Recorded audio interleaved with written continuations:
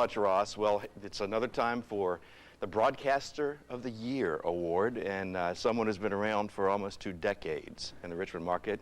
I've got Leslie Taylor. Leslie, thanks for being here. Thanks very much for having me. Congratulations. Thank you. It's an amazing honor. Really That's a long ways from that 1985 walking into Easy 104. I started working with the Love Brothers, and actually the first morning that I went on, I was responsible for setting up my own table and my own mic and my own mic mixer. So every day I'd go in and set up the table in a hallway.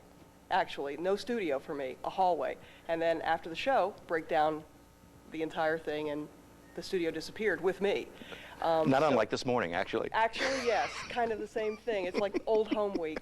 But they were very gracious, and it was wonderful. And I was just a kid. I was very green, but I learned my craft from some people who really knew what they were doing, which was probably a blessing, and that's probably why I'm still here. Well, it's changed a lot. Now, back in the day, how long would it take you to actually put together the newscast? When I first started, I'd get to work about 5 a.m. and we'd go on at 6. But then I wasn't doing a whole lot of my own writing. I was more utilizing the Associated Press and things like that. Now it takes me even longer to do that because I do my own writing. I'm anchoring 3 radio stations. I write and produce for a 4th radio station.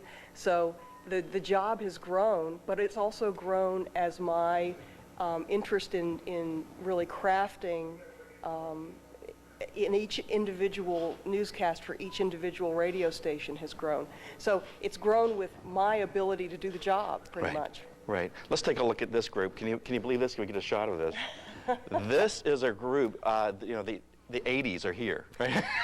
You can tell in the hairstyles. You can also tell in the fact that if you look, the guy that's the 3rd one in, you'll recognize him. This guy right here. That's Bill Bevins. Mr. Bevins, and yeah. That's probably 25 pounds ago. Yeah.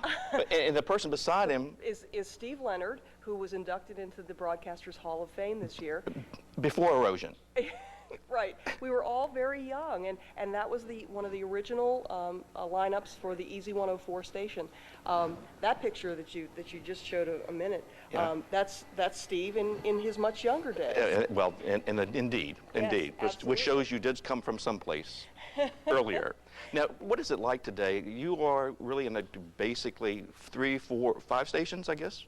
We've got 4 radio stations. I anchor for 3. It's B103, it's The Planet, it's K95, and Y101. And so there's a group of 4. It's Cox radio stations, and great bunch of people, great bunch of radio stations. And what is it like to have to change, I would think, your broadcast between the different genres of music that you're actually talking to? You just have to know who you're talking to and who your audience is, and I think as long as you keep in mind that the country listener is not interested in the alternative rock story, then as you keep in mind who you're talking to, that it's a suburban listener versus an urban listener, then you keep them in mind all the time, and you make sure that you're talking directly to them about what matters to them.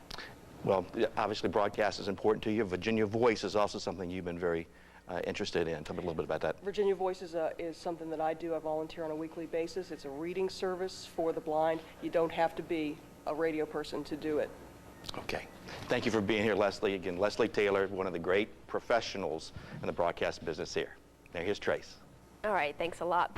You're tuned to the News 6 Network, where the news